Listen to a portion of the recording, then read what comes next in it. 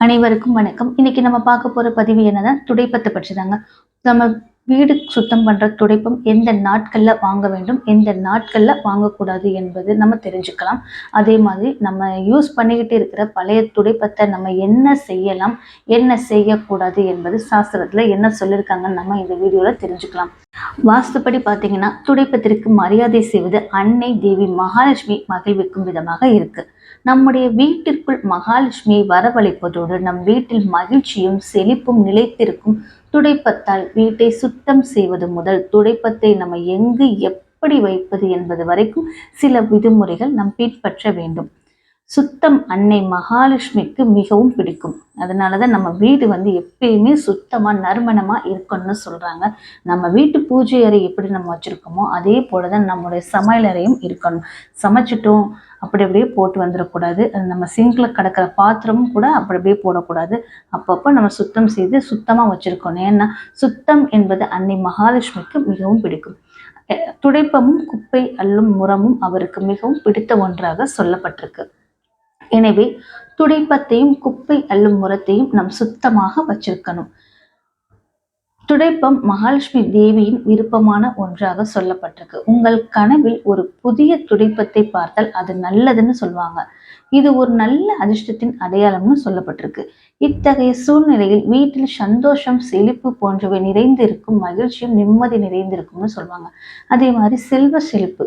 துடைப்பம் வீட்டின் செழிப்பின் அடையாளம். எனவே இதை எப்பொழுதும் மறைத்து வைக்க வேண்டும். உங்கள் வீட்டுக்கு யாராவது வர்றாங்கன்னா உங்க வீட்டில் இருக்கிற துடைப்பத்தை பார்க்கக்கூடாது. யாருமே பார்க்காத மாதிரி கதவுக்கு பின்னாடியோ இல்லை வேறு எங்க மறைவ வைக்க முடியுமோ அந்த மறைவான இடத்தில் தான் துடைப்பத்தை வைக்க வேண்டும். துடைப்பத்தை துடைப்பத்தின் மீது கால் வைத்தால் செல்வத்தின் தெய்வமான லட்சுமி தேவி கோவப்படுவாங்க. துடைப்பத்தை நம்ம காலால் எத்துறது, அதுக்கப்புறம் கையால் தூக்கி போடுறது, அந்த மாதிரிலாம் பண்ணக்கூடாது. அந்த மாதிரி செஞ்சோம்னா லட்சுமி தேவிக்கு கோவம் வரும்னு சொல்லுவாங்க. அதே மாதிரி துடைப்பத்தை கொண்டு நான் உன்னை அடிக்க போறேன் பாரு, துடைப்பத்தை வச்சு அட்டி வாங்க போற அப்படின்னு நம்ம சொல்லக்கூடாது. விளக்கமாறு பிஞ்சிரும் அப்படின்னு நம்ம சொல்லக்கூடாது. ஏன்னா நம்ம குழந்தைங்களை இப்போ கோபத்தில் நம்ம ஏதாவது ஒரு வார்த்தையை நம்ம சொல்கிறோம் இல்லையா, இந்த துடைப்பத்தை வச்சு அடிப்பேன், விளக்கமாறு பிஞ்சிரும் அப்படின்னு சொல்கிறோம் இல்லையா, அதெல்லாம் சொல்லக்கூடாது. இந்த மாதிரி சொல்கிறனால நம்ம லட்சுமி தேவியை அவமதிக்கிற மாதிரி ஆயிரும். அதே மாதிரி நம்ம வீட்டில் துடைப்பத்தை எப்படி வைக்க வேண்டும் என்பதும் ஒரு விதி இருக்கு. நம்முடைய வீட்டின் துடைப்பத்தால் சுத்தம் செய்த பின்னர் அவசரமாக தலைகீழாக வைப்பார்கள். அப்படி வைப்பது தவறான செயல். இந்த மாதிரி வைக்கிறனால நம்ம வீட்டில் சண்டை சச்சரவு அதிகரிக்கும். வீட்டில் எப்போ பார்த்தாலும் டென்ஷனாகவே இருக்கும்.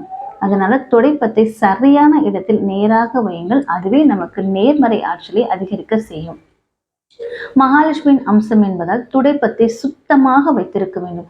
வீட்டினை சுத்தம் செய்யும் பொழுது அதில் முடிகள் சிக்கிக் கொண்டிருக்கும். அந்த முடிகளை எடுத்து குப்பை கூடையில் போட்டுவிட்டு தான் துடைப்பத்தை நம்ம சுத்தமாக வச்சிருக்கணும். முடியோடு அப்படியே சரி ஓகே நம்ம அப்புறம் எடுத்துக்கலாம் அப்படின்னு நம்ம ஓரத்தில் வைக்கக்கூடாது. அதனால நம்ம கூட்டுற துடைப்பத்தை கூட நம்ம சுத்தமாக தான் வச்சிருக்கணும். நம்ம வீட்டில இருந்து யாராச்சும் வெளியே கிளம்புறாங்கன்னா அவங்க கிளம்புன உடனே நம்ம வீட்டை பெருக்கி சுத்தம் செய்யக்கூடாது. அவர் போன 1 மணி நேரம் 1/2 மணி நேரம் கழிச்சு தான் நம்ம வீட்டையே சுத்தம் செய்யணும். அதுக்கப்புறம் சூரிய அஸ்தமனத்துக்கு பிறகு வீட்டில் விளக்கேற்றிய பின்னர் கண்டிப்பாக இரவு நேரத்தில் பெருக்குவதை தவிர்க்க வேண்டும். மாலை 5 மணிக்குள்ளேயே உங்க வீட்டை சுத்தம் பண்ணி வச்சிருங்க. 5 மணிக்கு அப்புறம் நீங்க வீட்டை பெருக்குவது தவிர்த்து கொள்வது ரொம்ப ரொம்ப நல்லது. சில பேர் வீட்டை விட்டு காலி செய்யும் பொழுது மொத்தமாக அங்கே இருக்கும் பொருட்களை எல்லாமே எடுத்து போகக்கூடாதுன்னு சொல்லுவாங்க. பழைய வீட்டில் இருக்கிற துடைப்பத்தை அப்படியே ரொம்ப பழசாயிடுச்சுன்னா எங்கேயே போட்டுப்போம் அப்படின்னு சொல்லுவாங்க. அந்த மாதிரி பண்ணவே கூடாது.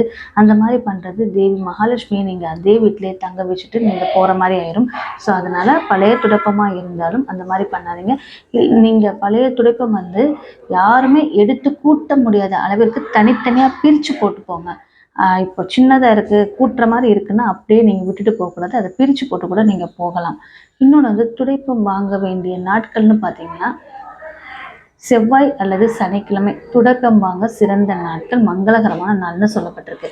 இந்த நாளில் துடைப்பம் வாங்கினால் மகாலட்சுமியின் ஆசி கிடைக்கும். நமது வீட்டில் செல்வம் பெருகும், பொருளாதார நிலை மேம்படும்னு சொல்லியிருக்காங்க. லட்சுமி தேவியின் அருள் எப்பொழுதும் பொழியும். அது தவிர பௌர்ணமி முடிந்து தேய்பிரை நாட்களில் வருது இல்லையா, செவ்வாய் சனிக்கிழமை, அந்த கிழமைகளில் நம்ம துடைப்பம் வாங்குவது இன்னும் ரொம்ப நல்லது. துடைப்பத்தை யாருக்காச்சும் தானமா தரலாமா அப்படின்னு கேட்டீங்கன்னா கண்டிப்பா கொடுக்கவே கூடாது. பழைய துடைப்பத்தை குப்பையில் தான் போட வேண்டும், வேறு வழியே இல்லை என்று சொல்பவர்களுக்கு முடிந்தவரை செவ்வாய் வெள்ளி இந்த தினங்களில் குப்பையில் தூக்கி போடாதீங்க. மற்ற தினங்கள் உங்கள் வீட்டில் இருந்து அகற்றி விட்டுருங்க. உங்க வீட்டில் பயன்படுத்திய துடைப்பத்தை தானமாக கொடுக்கக்கூடாது. குறிப்பா பார்த்தீங்கன்னா, உங்க வீட்டில் பயன்படுத்தி தேய்ந்து போய் வெளியே தூக்கி போடும் நிலையில் இருக்கும் துடைப்பம் கூட கட்டாயம் வேறொருவர் கைக்கு செல்லக்கூடாது. அப்படி வேறொருவர் உங்க துடைப்பத்தை எடுத்து கூட்டுறாங்கன்னா, உங்ககிட்ட இருக்கிற மகாலட்சுமி அவங்ககிட்ட போயிடுச்சுன்னு அர்த்தம். முடிந்தவரை உங்க கைகளால் காசு கொடுத்து கூட யாருக்கும் துடைப்பத்தை வாங்கி தர வேண்டாம். அதே மாதிரி தென்னங்குச்சி விளக்குமாறு, பூந்துடைப்பம் இந்த மாதிரி இயற்கையான துடைப்பத்தை பயன்படுத்துவது ரொம்ப ரொம்ப நல்லது. இது போன்ற பழைய துடைப்பங்களை வெட்ட வெளியில் வைத்து எரித்து விடுவது நல்லது. ரொம்ப பழசாயிடுச்சு, ரொம்ப சின்னதாயிடுச்சுன்னா அந்த மாதிரி தென்னங்குச்சி விளக்குமாறுலாம் நம்ம எரிச்சிடலாம். அது சாம்பலாகி காணாமல் போய்விடும். எனவே பழைய துடைப்பத்தை எரித்து விடலாம், தவறில்லை. அதே நேரத்தில் நாம் பயன்படுத்திய துடைப்ப குச்சிகளை காகம், குருவி, பறவை இவைகள் எல்லாம் கூடு கட்டுவதற்கு எடுத்துக்கொண்டு போவது ரொம்ப நல்லது. அந்த மாதிரி நம்ம துடைப்பத்தை கொண்டு அது கூடு கட்டுச்சுன்னா நம்ம குடும்பத்திற்கு நல்ல பலனை தரும்னு சொல்லியிருக்காங்க. நம்ம கூட்டின துடைப்பத்தை மற்றவங்க எடுத்து கூட்டக்கூடாது, மற்றவங்க யூஸ் பண்ணக்கூடாது. அவ்வளோதான் ஃப்ரெண்ட்ஸ். நம்ம இன்னைக்கு துடைப்பம் எந்த நாளில் வாங்க வேண்டும், எந்த நாட்களில் வாங்கக்கூடாது, துடைப்பத்தை நம்ம வீட்டில் எப்படி வைக்க வேண்டும் அப்படின்னு தெளிவாக பார்த்தாச்சுன்னு நினைக்கிறேன். வீடியோ பார்த்த உங்கள் அனைவருக்கும் என்னுடைய நன்றி. மீண்டும் அடுத்த வீடியோவில் பார்க்கலாம். நன்றி, வணக்கம், தேங்க்யூ.